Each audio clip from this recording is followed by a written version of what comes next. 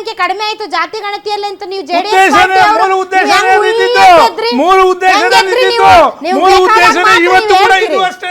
ಇವತ್ತು ಈ ಧರ್ಮದ ಒಡೆಯತಕ್ಕಂತ ಕೆಲಸ ಕೂಡ ಇಲ್ಲೂ ಮೂಲ ಉದ್ದೇಶ ಬರೀ ಓಟ್ಗೋಸ್ಕರನೇ. ಅದಕ್ಕೆ ನಾನು ಪ್ರಶ್ನೆ ರಾಜಕಾರಣವನ್ನು ಯಾಕೆ ಬೆರೆಸ್ತೀರಾ ಅಂತಕ್ಕಂಥ ನಾನು ಹೇಳ್ತಾ ಇರೋದು. ಎಸ್ ದರ್ಶನ್ ಅವ್ರು ಯಾವಾಗ ಮಾಡ್ತೀರಿ? ಅವರೆಲ್ಲ ಒಟ್ಟಾಗಿ ಒಂದಾಗಿ ಬರ್ಲಿ. ಈಗ ಇಲ್ಲಿ ನೋಡಿದ್ರಲ್ಲ ಅಲ್ಲಿ ಮತ್ತೆ ಇಲ್ಲಿನ ಅವ್ರು ಒಟ್ಟಾಗಿ ಬರ್ತಾರಿಲ್ಲೋ ನಿಮ್ ಸಚಿವರು ಒಟ್ಟಾಗಿ ಮಾಡಕ್ ಹೇಳ್ರಿ ಫಸ್ಟ್. ಅಲ್ಲ ಅವರು ಅಷ್ಟೇ ಅವರೆಲ್ಲ ಒಂದಾಗಬೇಕು. ಕರ್ನಾಟಕ ಕಾಂಗ್ರೆಸ್ ಸರ್ಕಾರ ಈ ವಿಚಾರದಲ್ಲಿ ಯಾವುದೇ ರೀತಿಯಾದಂತ ಮೂಗ್ ತೋರಿಸುವಂತ ಕೆಲಸ ಮಾಡಿಲ್ಲ. ಆ ಸಮುದಾಯದ ನಾಯಕರಾಗಿ ಆ ಸಮುದಾಯದ ಧ್ವನಿಯಾಗಿದ್ದಾರೆ. ಬಹಿರಂಗವಾಗಿ ಸಪೋರ್ಟ್ ಕೊಡ್ತಾ ಇದಾರಲ್ರಿ ಅವ್ರ ಸಮುದಾಯ. ನಿಮ್ಮ ಜೆಡಿಎಸ್ ಸರ್ಕಾರ ಇದು, ಬಿಜೆಪಿ ನಾಯಕರು ಹೋಗಿದ್ದಾರೆ, ಸರ್ಕಾರದವರೇ ಕೊಡ್ತಾ ಇರ್ತಾರೆ. ನಿಮಗೆ ಮಾಹಿತಿ ಇದ್ರೆ ಕೇಳಿ, ಇಲ್ಲ ಇಲ್ಲ ದಯಮಾಡಿ ನಾನು ಹೇಳ್ತಾ ಇದ್ದೀನಿ. ನಿಮ್ಮ ಸರ್ಕಾರ ನೋಡ ಜಾತಿ ಬಗ್ಗೆ ನೀವೇನ್ ಮಾಡ್ತಾ ಇದ್ದೀರಾ ಅಂತ ಕೇಳೋದು. ನಿಮ್ಮ ರಿಪೋರ್ಟ್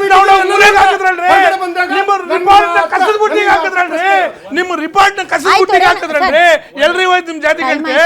ಆಯ್ತು ಲಾಸ್ಟ್ ನಮ್ಮ ಅಭಿಪ್ರಾಯದಲ್ಲಿ ರಾಜಕೀಯ ಪಕ್ಷಗಳು ಈ ಧರ್ಮದ ವಿಚಾರದಲ್ಲಿ ಮೂಗು ತೋರಿಸ್ತಕ್ಕಂಥದ್ದೇ ಪ್ರಥಮವಾಗಿ ತಪ್ಪು. ಎಸ್, ರಾಜಕೀಯ ಪಕ್ಷಗಳು ಯಾವುದೇ ಒಂದು ಧರ್ಮ ಒಂದು ಜಾತಿಗೆ ಸೀಮಿತವಾದವಲ್ಲ. ಇದನ್ನ ನಾನು ಕೇಳಿದೆ. ಉತ್ತರ ಕೊಡ್ಬೇಕಾದವ್ರು ಯಾರು ಹೇಳಿ? ರಾಜಕಾರಣಿಗಳು ಉತ್ತರ ಕೊಡ್ಬೇಕಾದವ್ರು ಯಾರು? ರೇಣುಕಾ ಪ್ರಸಾದ್ ಅದು ಸರ್ಕಾರದ ಜವಾಬ್ದಾರಿ. ಸರ್ಕಾರ ಅಂದ್ರೆ ಯಾರು? ಸರ್ಕಾರ ಅಂದ್ರೆ ರಾಜಕಾರಣಿಗಳಲ್ಲ. ಮತ್ತೆ ಯಾರು? ಸರ್ಕಾರದೇ ಬೇರೆ, ಅದೇ ಪಾತ್ರನೇ ಬೇರೆ. ರಾಜಕೀಯ ಪಕ್ಷ ತಗೊಂಡ ನಿರ್ಧಾರನ ಸರ್ಕಾರ ತೆಗೆದುಕೊಳ್ಳಿಕ್ಕೆ ಆಗೋದಿಲ್ಲ. ಈಗ ಯಾರು? ಇಲ್ಲ ಮೇಡಮ್ ಕೇಳಿ. ಈಗ ಯಾರು ಉತ್ತರ ಕೊಡ್ಬೇಕಾದವ್ರು ಯಾರು? ಸಿದ್ದರಾಮಯ್ಯನವ್ರ ಸರ್ಕಾರ ಅಂತಾನೆ. ಸಿದ್ದರಾಮಯ್ಯನವ್ರ ಸರ್ಕಾರ ಹೌದಿಲ್ಲ? ಖಂಡಿತವಾಗಿ ಧರ್ಮದ ವಿಚಾರದಲ್ಲಿ ರಾಜ್ಯ ಸರ್ಕಾರದ್ದು ಯಾವುದೇ ಪಾತ್ರ ಇಲ್ಲ. ಅವ್ರಿಗೆ ಅಧಿಕಾರ ಇಲ್ಲ. ಇವತ್ತಿನ ಸ್ವಾಮೀಜಿಗಳು ಯಾರು ಸರ್ಕಾರ ಅಧಿಕಾರದಲ್ಲಿ ಇರ್ತದೆ ಅವ್ರ ಪರ ಧರ್ಮದ ವಿಚಾರದಲ್ಲಿ ರಾಜ್ಯ ಸರ್ಕಾರಕ್ಕೆ ಯಾವುದೇ ಅಧಿಕಾರ ಇಲ್ಲ. ಅವರಿಗೆ ಜಾತಿಯ ವಿಚಾರದಲ್ಲಿ, ಅವ್ರಿಗೆ ಮೀಸಲಾತಿ ವಿಚಾರದಲ್ಲಿ ಕೊಡ್ತಕ್ಕಂಥ ಅಧಿಕಾರಗಳಿದಾವೆ. ಅದಕ್ಕೆ ಆಯೋಗದ ಸಹಕಾರವನ್ನು ಪಡಿತಾರೆ. ಆದ್ರೆ ಧರ್ಮದ ವಿಚಾರ ಬಂದಂತ ಸಂದರ್ಭದಲ್ಲಿ ರಾಜಕೀಯ ಪಕ್ಷಗಳು ಆದಷ್ಟು ಅಂತರವನ್ನ ಕಾಯ್ಕೊಂಡ್ರೆ ಯಾವುದೇ ರೀತಿಯ ಗೊಂದಲಗಳು ಆಗೋದಿಲ್ಲ. ಯಾಕೆಂದ್ರೆ ನಾವು ಯಾವುದೇ ರಾಜಕೀಯ ಪಕ್ಷಗಳನ್ನ ಕೇಳೋದಿಲ್ಲ. ನಮ್ಮ ಮನವಿಗಳು ರಾಜ್ಯ ಸರ್ಕಾರಕ್ಕೆ ನೋಟಿಫೈ ಮಾಡುವಂತ ಅಧಿಕಾರ ಇಲ್ಲ. ಕರೆಕ್ಟ್. What next? ನಾವು ಕೇಳಿದ್ದು ರೆಕಮೆಂಡೇಶನ್ ಅಷ್ಟೇ. ನಾವು ಕೊಡಿ ಅಂತ ಅವ್ರಿಗೆ ಕೇಳಿಲ್ಲ. ವಾಪಸ್ ಕಳಿಸಿದಾರಲ್ಲ, ಈಗ ವಾಪಸ್ ಕಳಿಸಿದಾರಲ್ಲ. ಕೊಡ್ಲಿ, ಸರ್ಕಾರ ಉತ್ತರ ಕೊಡ್ಬೇಕು. ಸರ್ಕಾರ ಅಂದ್ರೆ ಈಗಿರೋ ಸರ್ಕಾರ ಯಾವ್ದು?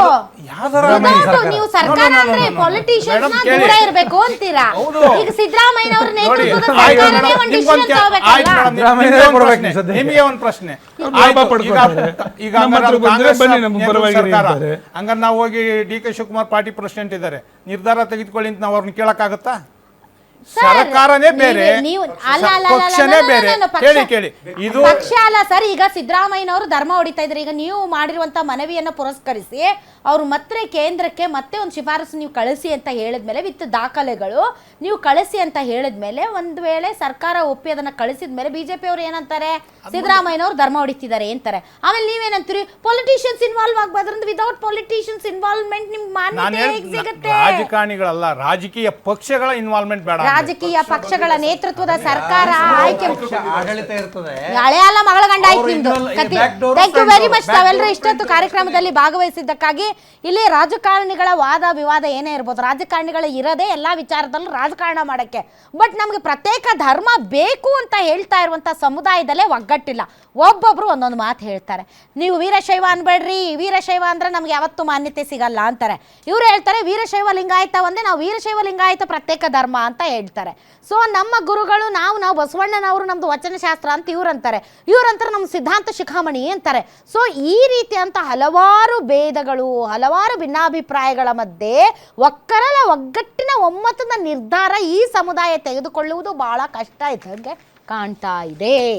ಸೊ ಒಮ್ಮತದ ನಿರ್ಧಾರ ಯಾವಾಗ ಬರುತ್ತೋ ಆವಾಗಲೇ ಇದು ಮುಂದಕ್ಕೆ ಹೋಗೋಕ್ಕೆ ಸಾಧ್ಯ. ಅದಕ್ಕೆ ಸಿದ್ದರಾಮಯ್ಯನವರು ಹೇಳಿದ್ದು ಮುನ್ನೆಲೆಗೂ ಬಂದಿಲ್ಲ, ಹಿನ್ನೆಲೆಗೂ ಬಂದಿಲ್ಲ, ಇದ್ದಲ್ಲೇ ಇದೆ ಅಂತ. ಇದ್ದಲ್ಲೇ ಇರೋದನ್ನು ಮುಂದಕ್ಕೆ ತರಬೇಕು ಅಂದರೆ ಇವರೆಲ್ಲ ಒಗ್ಗಟ್ಟಾಗಬೇಕು. ಅದು ಭಾಳ ವರ್ಷಗಳಿಂದ ಸಾಧ್ಯ ಆಗಿಲ್ಲ. ಈಗ ಸಾಧ್ಯ ಆಗುತ್ತಾ? ಸಾಧ್ಯನೇ ಇಲ್ಲ. ಇದು ಈ ದಿನದ ಧರ್ಮ ಯುದ್ಧ ವಿಶೇಷ ಕಾರ್ಯಕ್ರಮ. ಗ್ಯಾರಂಟಿ ನ್ಯೂಸ್, ಸುದ್ದಿ ಖಚಿತ, ನ್ಯಾಯ ನಿಶ್ಚಿತ.